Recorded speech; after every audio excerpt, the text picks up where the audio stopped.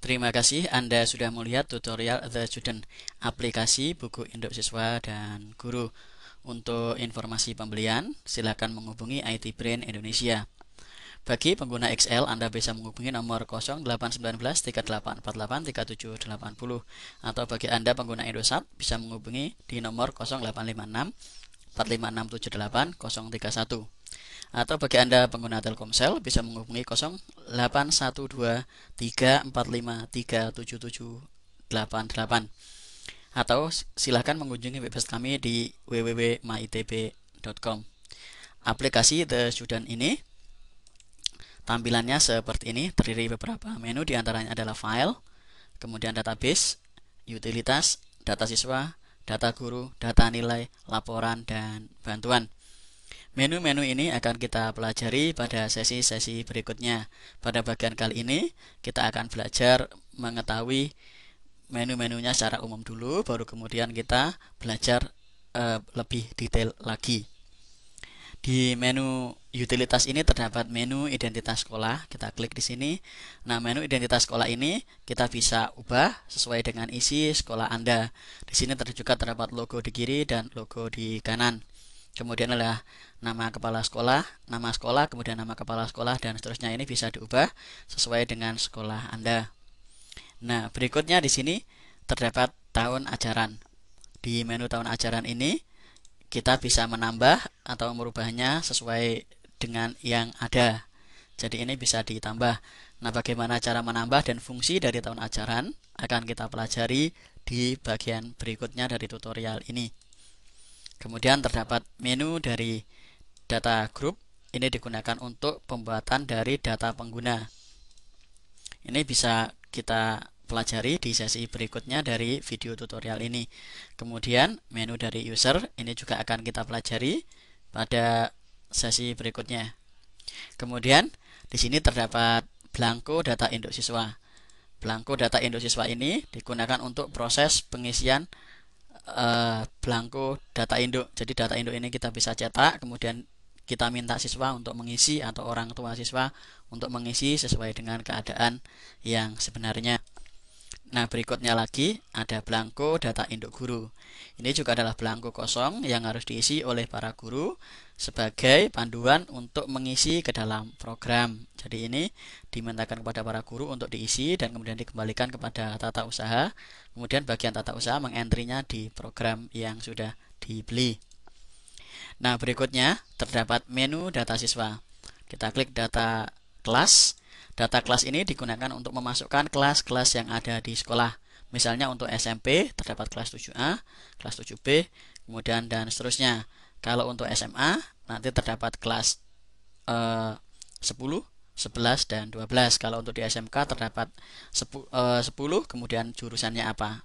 Ini akan kita pelajari di sesi berikutnya juga. Kemudian terdapat data siswa. Nah, ini adalah isi dari data siswa.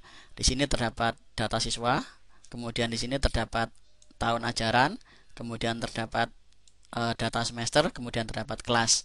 Kita bisa klik salah satu, misalnya Ahmad Hoirin ini, dia akan tampil seperti ini, adalah foto siswa, kemudian adalah data siswa, kemudian terdapat kelengkapan data, data akademik, data ayah, data ibu, kemudian data wali, dan seterusnya. Jadi di sini terdapat data siswa yang lebih lengkap. Nah, ini akan kita pelajari lebih detail pada bagian-bagian berikutnya.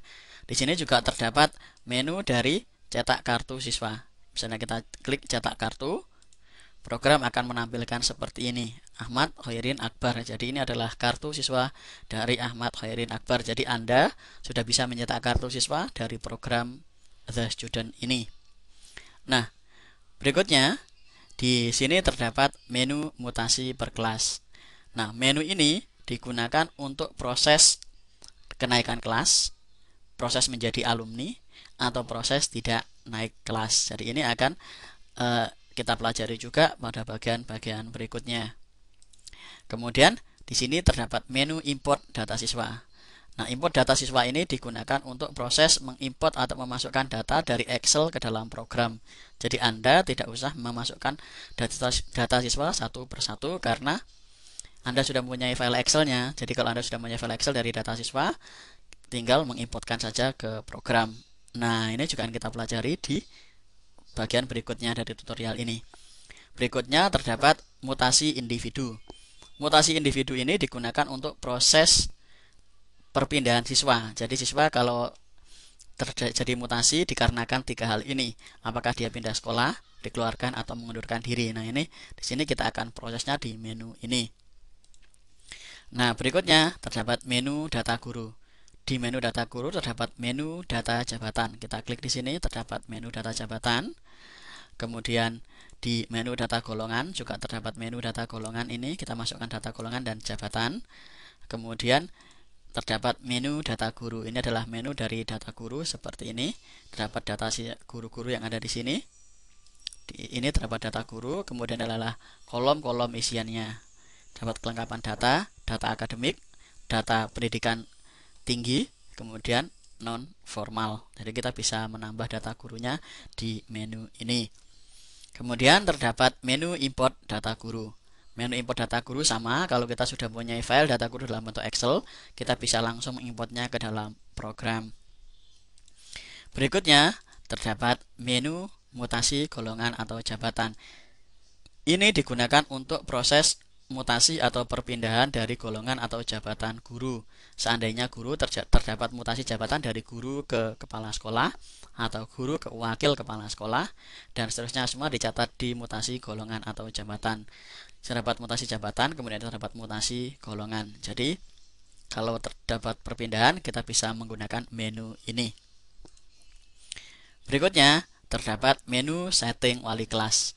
Nah, di sini kita bisa men-setting guru yang menjadi wali kelas untuk kelas masing-masing seperti ini. Jadi ini nanti bisa kita isi sesuai dengan kelas yang dituju untuk wali kelas. Nah, berikutnya terdapat mutasi individu guru. Sama seperti siswa, guru juga bisa mengalami mutasi untuk jenis mutasi pindah mengajar atau kerja, mengundurkan diri, atau kemudian dikeluarkan. Jadi ini untuk mutasi individu guru dan staf. Staf misalnya untuk tata usaha atau pegawai di lingkungan sekolah. Nah, berikutnya terdapat data nilai. Data nilai ini digunakan untuk memasukkan data pelajaran yang ada di sekolah. Terdapat kode pelajaran, kita boleh memasukkan, kemudian pelajaran, kemudian nomor urut yang digunakan untuk proses cetak rapot, kemudian keterangan. Kemudian terdapat menu setting pelajaran. Menu setting pelajaran ini digunakan untuk memasukkan data pelajaran apa saja yang akan diajarkan atau digunakan untuk kelas tertentu. Misalnya untuk kelas 9A, 9B, 7A, 7B, 8A, 8B ini harus kita setting sesuai dengan tahun ajaran dan semester yang sedang berlangsung.